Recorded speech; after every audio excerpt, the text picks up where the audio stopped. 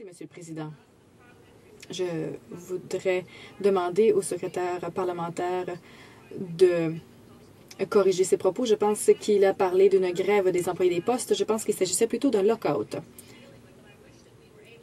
J'aimerais qu'on soit en mesure de parler des régimes de pension en général plutôt que de cibler cette mesure précise des RPAC pour que on pense notamment aux travailleurs de Nortel. Ils auraient dû être considérés comme des créanciers prioritaires pour ne pas être floués si les entreprises font faillite. Il faudrait également entamer la discussion sur les régimes de rente de la GRC, par exemple, ou d'autres services, parce qu'il arrive que s'ils se remarient après l'âge de 60 ans, ils perdent leur prestation de survivant. Et le gouvernement n'a réglé aucun de ces problèmes. L'honorable secrétaire parlementaire, je tiens à remercier l'honorable député de sa question. Il s'agit de points intéressants.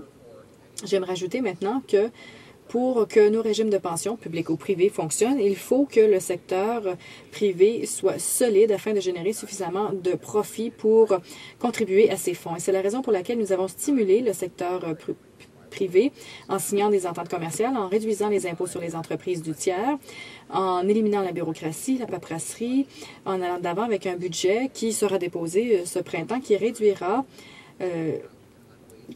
la bureaucratie afin de laisser la voie libre à l'entreprise privée pour que les gens puissent subvenir à leurs besoins, à ceux de leur famille et prévoir leur